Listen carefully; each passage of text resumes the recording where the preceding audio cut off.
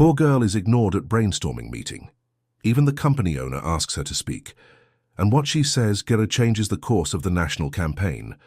Before continuing, I want to invite you to subscribe to the channel and like this video so you can continue receiving our real stories. Thank you very much. Can we skip the cleaning lady idea? Someone said with a muffled laugh. The whole room roared with laughter. Madison held her clipboard tightly, even though she was shaking inside.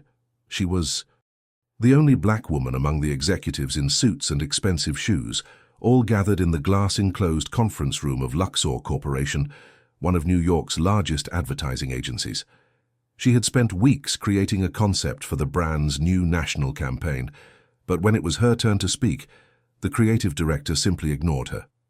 "Let's hear the next one," he said, without even looking at her. No one defended her. No one even looked her in the eye. She seemed invisible. Only the awkward silence and humiliation seeping inside.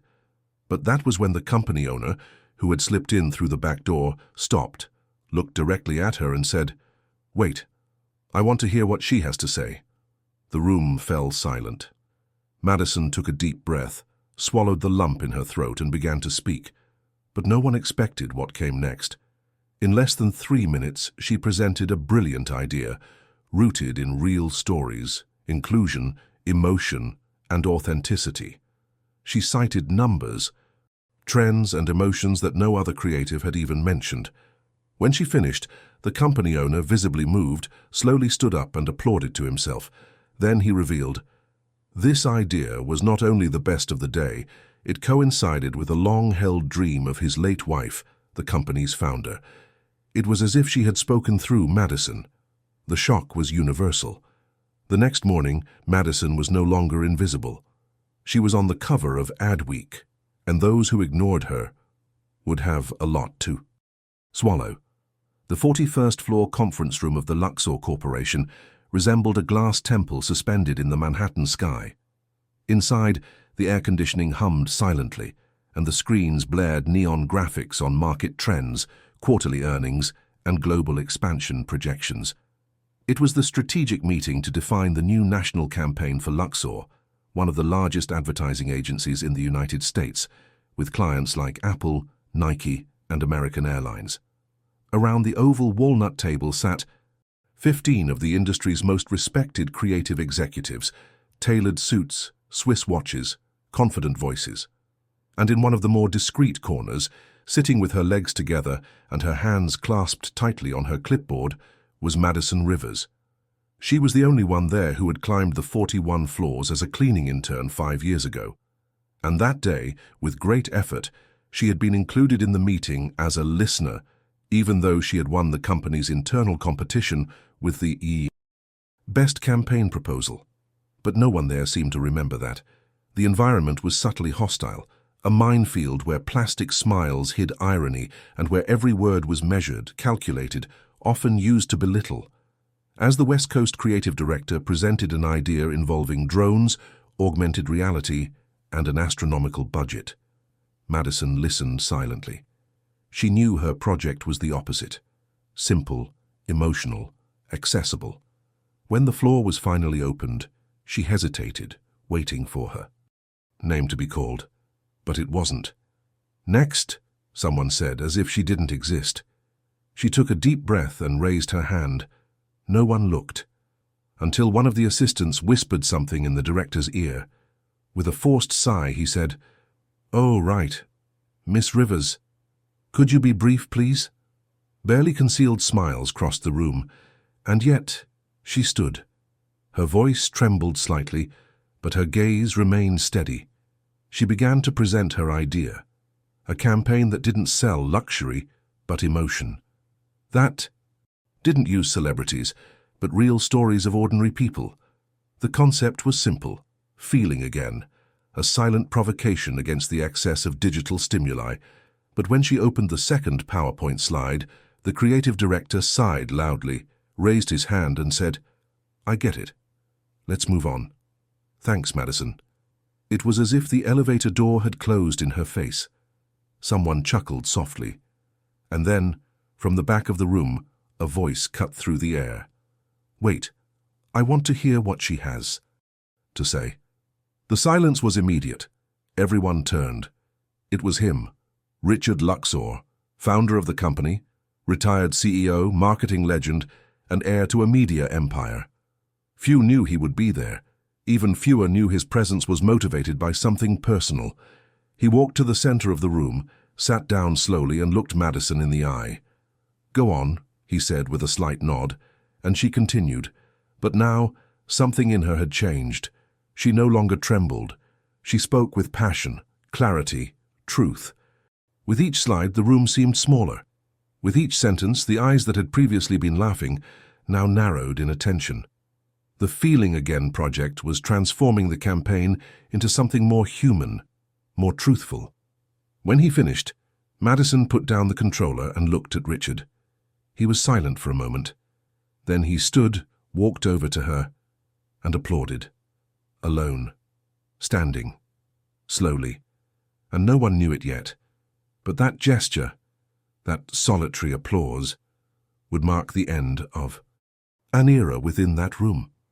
Madison Rivers was born in Selma, Alabama, in a wooden house with a leaky roof and a silent refrigerator. She was the daughter of a single mother who cleaned 3 houses a day to support her daughter and younger brother. Her father, she never knew him. She only had a faded photo of him, taken in front of a garage where he worked before disappearing from view.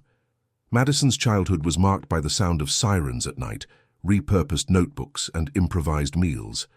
At T7, she learned to heat rice in a neighbor's microwave because the power had been cut off.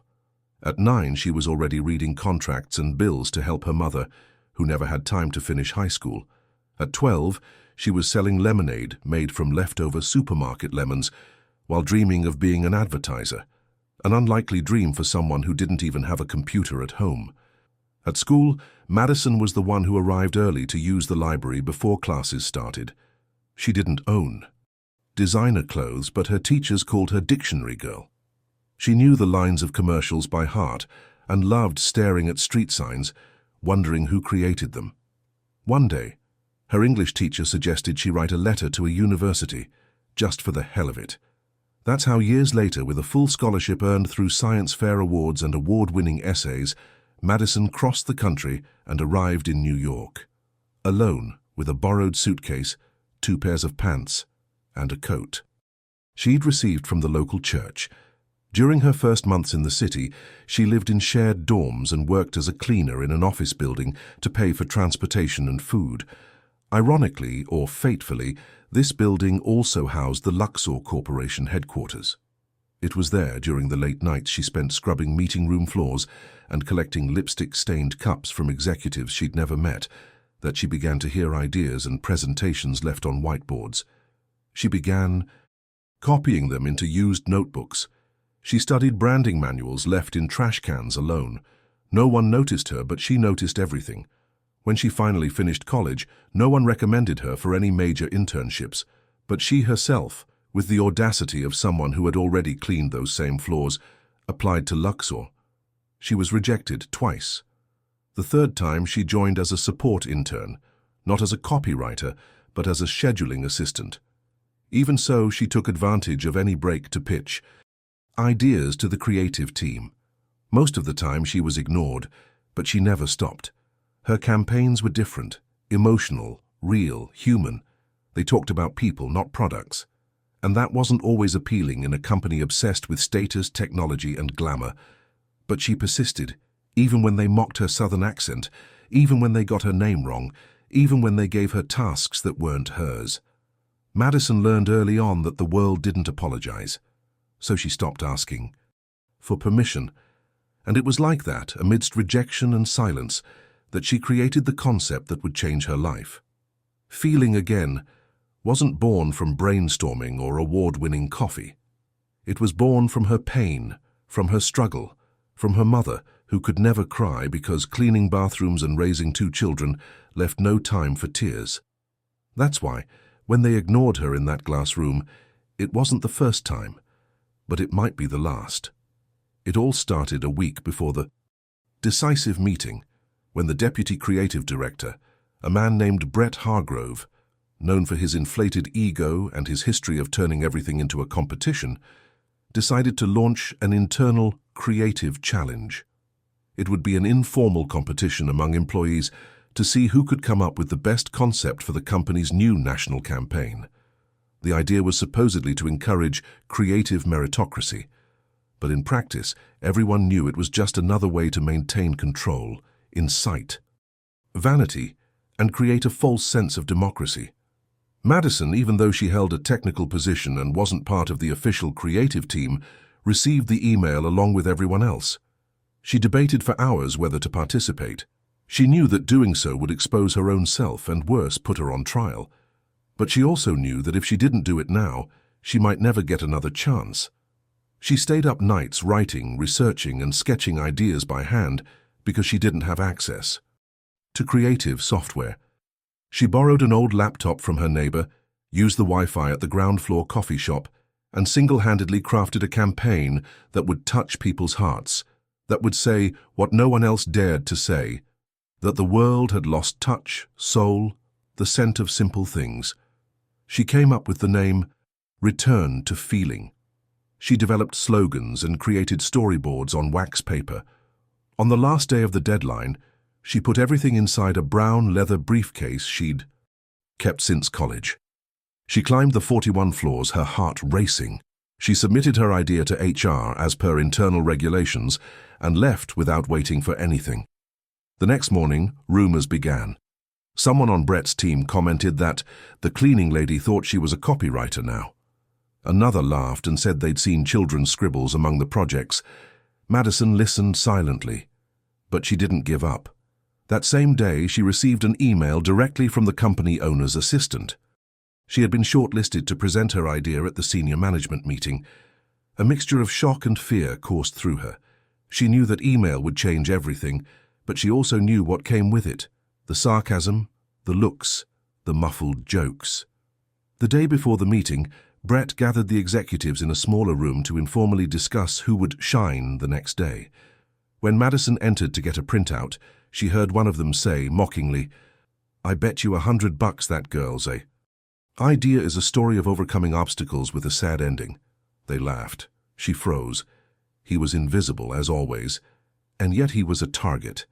The bet wasn't just about ideas. It was about dignity, about putting a poor black woman on a stage and hoping she stumbled. That night, Madison didn't sleep. She relived her entire childhood, every door that closed, every humiliation disguised as kindness. She didn't cry. She just took a deep breath, lit a candle, as her mother did before praying, and whispered to herself, "They don't know who they're dealing with." The next morning, she ascended to the 41st floor without makeup or heels, with her brown briefcase in her arms and a look of fear and faith in her eyes. The elevator seemed slower than ever, but when the doors opened, she knew the game was on. And even though everyone there was ready to mock, she was ready to surprise. When Richard Luxor entered the room, no one immediately noticed. The man who had once graced the cover of Forbes, founder of one of the most influential agencies in the United States, walked discreetly, tireless, wearing only a navy blazer over a wrinkled white shirt. Most people assumed he was retired, living in seclusion after the tragic death of his wife, Helena Luxor, the company's founder and creative soul.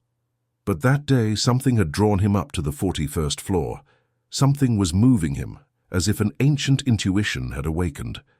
When he stopped behind the glass table, no one saw him. They were too busy.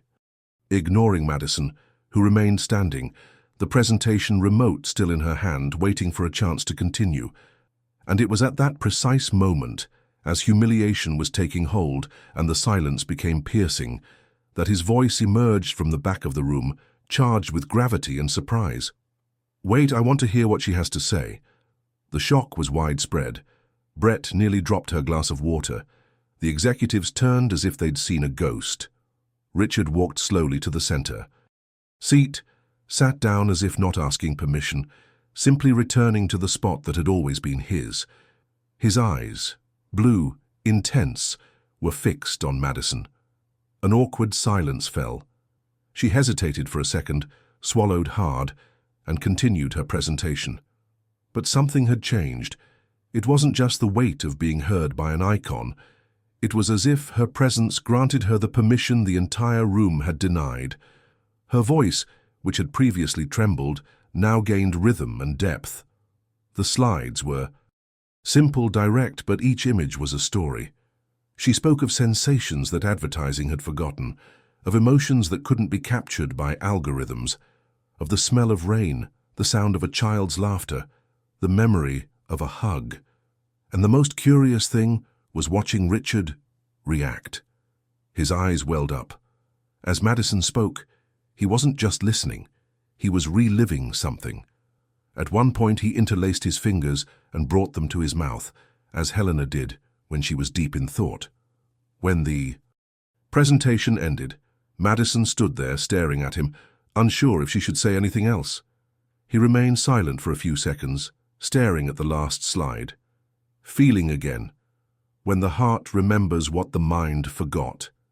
Then he stood up, slowly, and began to applaud, once, twice, 3 times.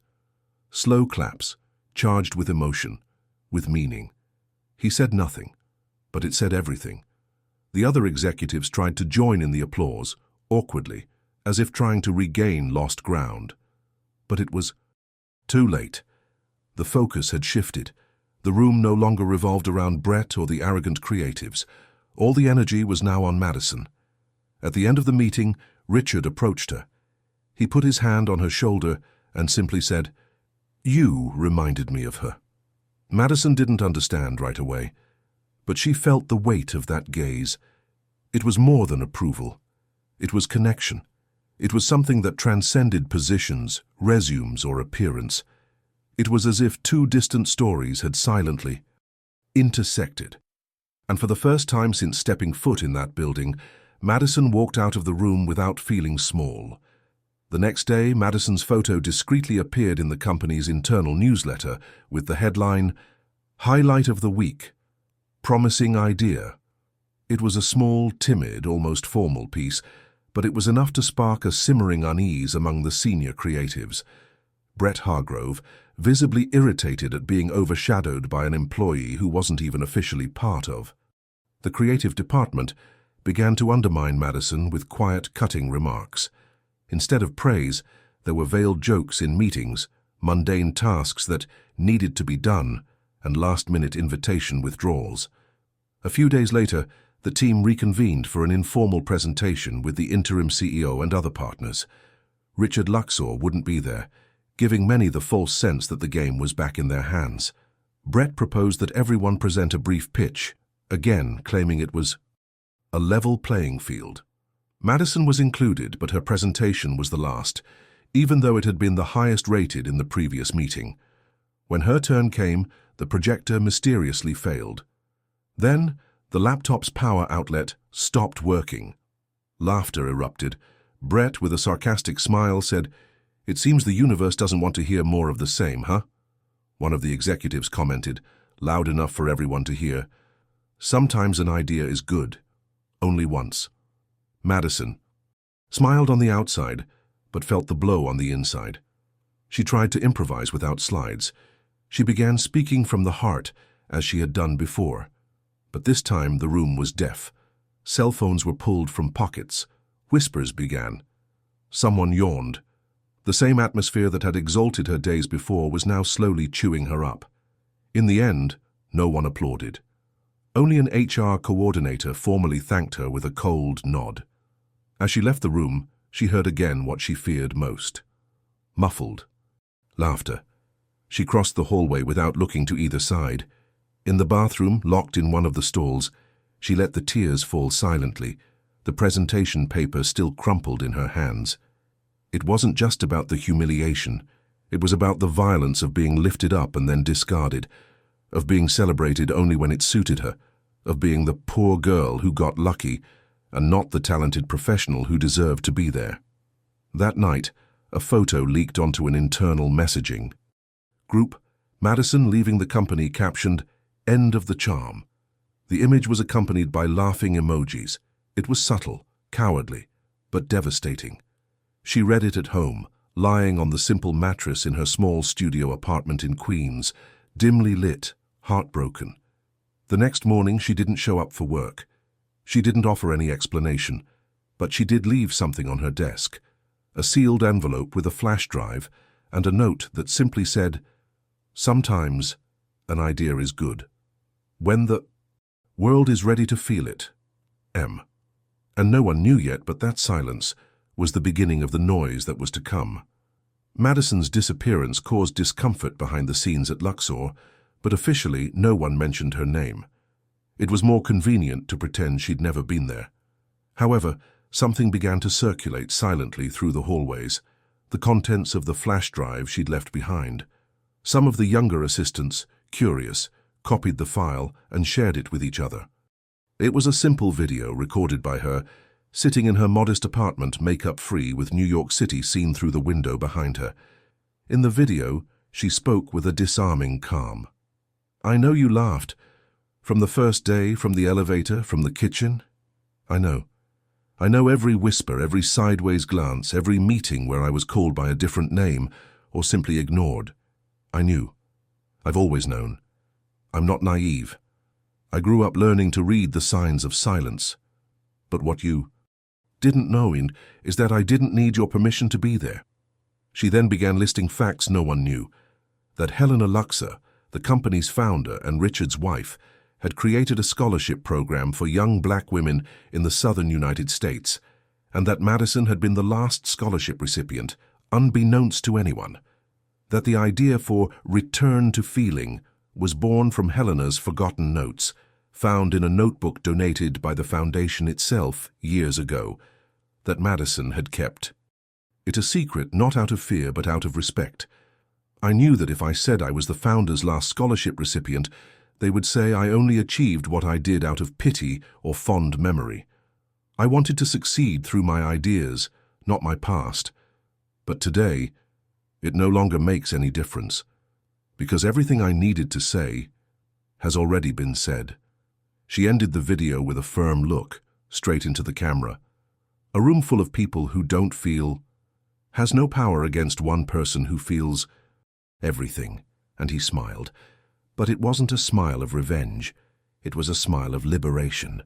The video spread like wildfire. It started in the hallways. Then someone, perhaps intentionally, leaked it to a forum for young advertising professionals. Within days, it was on LinkedIn. Creative content sites began sharing excerpts with captions like, "The rant that's shaking the advertising world." Her name came back into people's mouths, now with a different tone, and those who mocked began to realize that the poor girl knew everything, and even though she knew it, she remained silent until the time was right to make the world listen. Little by little, Madison's name went from being just an internal buzz to a public enigma. The video she recorded ended up on influential advertising websites like Adweek, Creative Boom, and even Forbes in an article titled "The Invisible Girl Who Created the Idea of the Year." But what really changed the game wasn't the video. It was what Richard Luxor revealed in an article he published days later, titled simply, "Helena." In the text, Richard recounted the last year of his wife, Helena Luxor's, life. In her final months, she had become obsessed with reshaping the company's purpose, which, she said, had become empty, arrogant, and distant from real people. Helena began interviewing young creatives from marginalized communities, searching for someone who could carry the heart of the brand after she was gone. In her last letter to Richard, she wrote, "If you find a Southern girl with steady eyes and a soft voice, listen. She will know how to remind the world what it means to feel." Richard then confessed in the article that upon seeing Madison speak, he felt as if Helena were in the room. The same posture, the same passion, the same emotional language, and he revealed more. It was he who personally requested that Madison be included in the meeting after seeing her name on a list of pre-selected projects. It was he who read every line of her proposal and cried, something he hadn't done since Helena left. The revelation shocked everyone at Luxor. Madison's name became a symbol, not of luck or charity, but of destiny. One of the senior designers was fired after screenshots of his messages mocking her background were leaked. Brett, the deputy creative director, was removed for ethical realignment. Internally, The company was divided between those trying to hide their previous cowardice and those who, ashamed, began seeking change. But for Richard, the biggest revelation was yet to come. After the article went viral, he received a call from a woman named Eleanor, Helena's former personal secretary. She explained that years ago, Helena had personally selected just one scholarship recipient for an experimental anonymous program. The chosen one was a 14-year-old girl from Alabama. Intelligent, sensitive, with a notebook full of ideas taped together. Ira Madison. Upon learning this, Richard paused for long minutes before the office window. Everything fell into place. It wasn't a coincidence, it was a legacy. It was Helena, somehow, continuing his work through this young woman. And as the city throbbed outside, he knew with quiet clarity, Madison wasn't just Luxor's future. She was the bridge between what the company had been and what it should be again.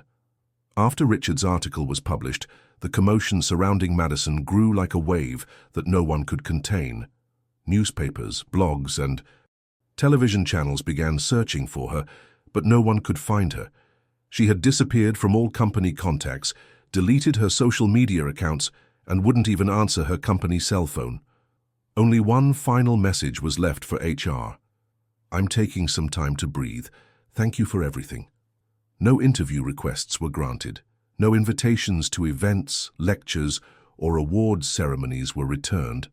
It was as if Madison had dissolved into her own silence, and precisely because of this, her name became a legend. Meanwhile, Richard rummaged through Helena's old files. He found photos, notes, sketches, and in a yellowed envelope, he saw the same symbol drawn on the cover of Madison's presentation. A heart with a crack in the middle, and within it a point of light. It was something Helena drew on the corners of napkins when she talked about emotional reconstruction. Madison could never have seen it, unless she had indeed been chosen, years ago, by Helena herself. The definitive confirmation that sealed the invisible bond between them. But while Madison's absence generated public fascination, within Luxor, her absence became an uncomfortable void. The new campaign was stalled. None of the other ideas seemed to make sense after feeling again. No creative could convey the same emotional impact. Partner brands began to press. They wanted to know where the mind behind the concept was. Richard tried to find her. He gathered clues. He talked to college classmates, former professors, even the neighbor at the coffee shop she frequented. But nothing. Until one day, while walking through Harlem, he saw something that stopped him in his tracks. In a small, simple square on a wooden mural painted by local artists, there was a phrase written in white paint. "Sometimes what you're looking for is just out of reach because you've chosen to live," and just below, in small letters, MR. There was no doubt. It was her. Madison had chosen to disappear, not by escape, but by choice. After a lifetime of being ignored, she had finally been heard. And now, she wanted to listen to herself. While the city's buildings continued to grow skyward, she had chosen to grow inward. Without Madison, Luxor continued to try to save face. The creative team tried to patch together the campaign with new slogans, adapting pieces of the original idea, but the absence of the voice that had brought the proposal to life was evident. Consumers felt it. The public felt it. The market reacted. The first criticisms came in specialized forums, then in opinion columns, and then in viral videos on TikTok and YouTube with headlines like "The campaign that started real and ended empty." Internet users were unforgiving.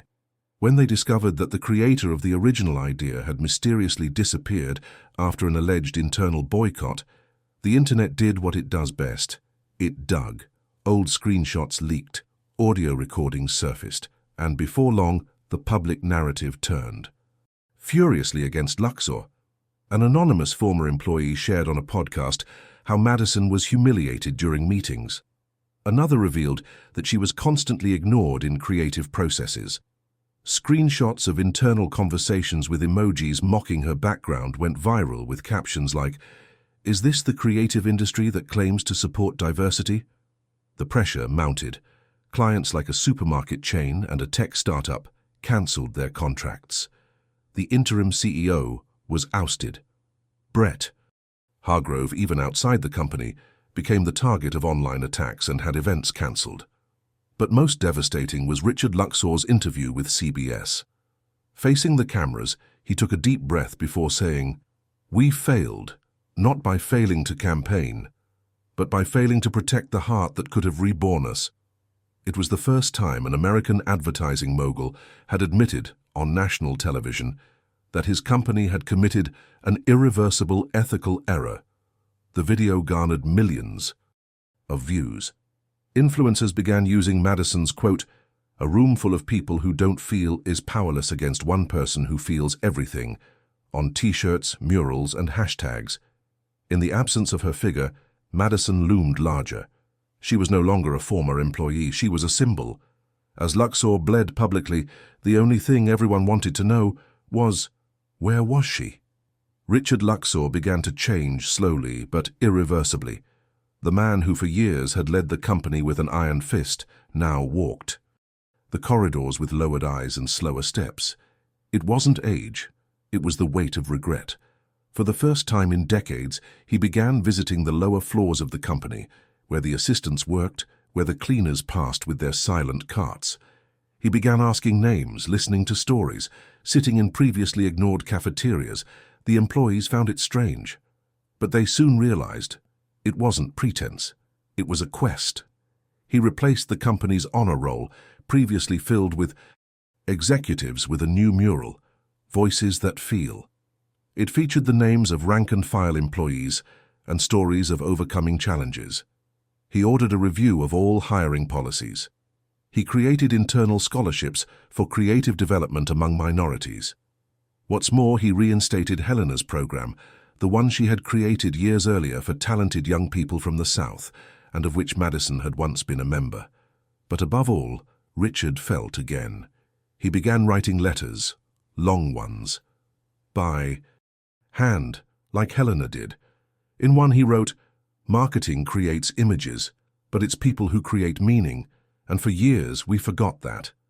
He stopped attending lavish industry dinners. He declined invitations to awards shows. He began visiting public schools and talking to aspiring young creatives.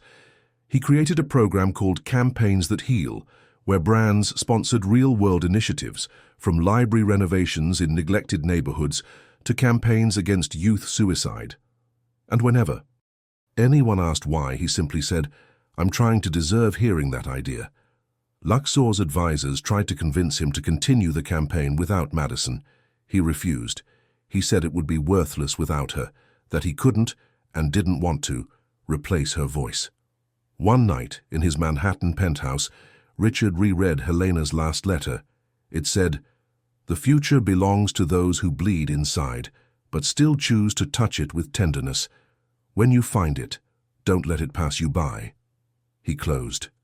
The letter leaned against the window and looked out at the city, a city that was always in motion, but now for the first time seemed to be listening. Madison hadn't returned yet, but inside him, something had returned. It was autumn when Richard finally found her again. He had traveled to Montgomery, Alabama, at the invitation of a small community college to give a lecture on transformation in the advertising industry. He arrived at the humble campus, surrounded by orange-leafed trees and ancient sidewalks. He expected to find disinterested students, but was greeted by attentive young people, eager to hear and to hear the truth. After the lecture, as she walked through the hallways to leave, she passed a small room with open windows. There, sitting on the floor in a semicircle with 6 students and a makeshift whiteboard, was Madison. She wore a simple t-shirt, faded jeans, and her hair tied back in a bun. She passionately explained the power of a well-told story, the whole world, and was crying out for authenticity, she said. And authenticity, unlike technique, can't be learned by formula. Richard stood in the doorway, silent. His eyes immediately filled with tears. Madison looked at him, paused for 2 seconds, and simply smiled, neither surprised nor shocked. A smile of someone who had known this moment was coming. "Come in," she said, as if speaking to an old friend. He approached slowly. The room fell silent. The students seemed to sense something bigger was going on. Richard didn't know what to say, but she didn't need him to say anything. "Sit down, we still have time," Madison added, pointing to an empty cushion next to her. And he sat down. On that cheap tile floor among young strangers, the man who founded an empire sat at the feet of the woman who had reminded the world of the value of feeling. For hours he listened, he learned, he laughed, he fell silent. Finally, when class ended, she walked beside him through the garden. Neither of them quickened their pace. Neither of them sought explanations. It was as if time had waited for this encounter. "I've been looking for you everywhere," he said, his voice breaking. "It's because you looked in the wrong places," she replied calmly. And then they stopped before a tree. Orange leaves fell silently. He wanted to apologize. He wanted to say everything. But she just lightly touched his shoulder and said, "Sometimes disappearing is the only way to come back in one piece." And he understood. The next day Richard returned to the small university. But this time it wasn't to speak. He carried a sealed envelope bearing Luxor's revamped logo, a redesigned symbol that now featured a cracked heart with a point of light in the center, exactly as Madison had drawn in her campaign. Inside the envelope was an official proposal. He wanted her back, not just as a creative. He wanted her to take on the role of vice president of impact and narrative, a new role created specifically to restructure the company's core. The salary was astronomical. The benefits were immense. But what mattered most wasn't written in the contract. It was the silent plea for a second chance. Madison read everything calmly, without rushing. Then she placed the envelope on the wooden table in the teacher's lounge and looked out the window. Outside, students were beginning to arrive for their next class. She took a deep breath, turned to Richard and said, "All my life I've been taught to accept crumbs, so I know a feast, and this is a feast. But you know what I've learned in the last few months? That peace has a value that no amount of money can buy." She approached, looked into his eyes and added, "I'm not coming back, Richard. At least, not in the way everyone expects." He didn't try to insist, he just nodded. "But I want you to know one thing," she said, firmly and tenderly at the same time. "I forgive, not because you deserve it, but because I deserve to be liked." The silence that followed was more eloquent than any speech. Richard lowered his eyes. For the first time in years, he felt what it was like to lose, and at the same time, to win. "So, what are you going to do now?" he asked, a slight tremor in his voice. Madison smirked. "I will continue teaching, inspiring, touching those who still believe in feeling. And who knows, one day when the world is more prepared, I will write my own story. But this time, as an author, not as a character." She then extended her hand. A firm, honest and uncompromising grip, a gesture of someone who chooses peace but never forgets the pain that created it. He held her hand carefully, and they both knew, in that moment, that there wouldn't be a happy ending in the traditional sense. There would be something bigger. There would be truth. The sun descended lazily over the reddish brick campus. The golden light filtered through the ancient trees, making the leaves sway, as if they knew something important had just happened. Madison walked alone down the stone corridor, no purse, no phone, just a notebook in hand. She passed the garden where she used to sit on Saturday mornings to read. She stopped. She sat on the same bench as always, facing the small pond where ducks floated silently. He opened the notebook slowly. Inside were worn pages, handwritten ideas, scribbles with arrows, crossed-out words and loose phrases like, "People want to be seen," and "Silence is also a form of response." He took a red marker from his backpack. On a new page, he wrote a single sentence in the center. When the world began to listen again, she had already learned to speak from the heart. Then she closed the notebook, smiled to herself, and put it aside. Slowly, he took off his shoes and sank his feet into the damp grass. His eyes closed for a moment, as if in silent gratitude. In the background, far away, a young girl walked by with books on her lap.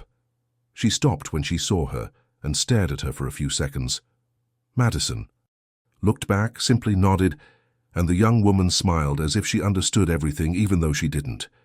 The breeze blew lightly. Leaves fell all around. And then, without a word, Madison stood up, grabbed her notebook, and left. Never explaining, never justifying, because some victories don't scream, they just remain, and whoever paid attention would feel it. If you've made it this far, it's because this story touched you in some way. So now it's your turn. Tell us in the comments what you felt. What was the moment that touched you most? I read everything and respond whenever I can. Enjoy and leave a like, because it really helps spread this message to more people. And of course, subscribe to the channel so you don't miss the next stories that will touch your heart. And if your heart's still heavy, click on the video that's appearing here on the screen now. It's another true, powerful, and unforgettable story. I'll see you there.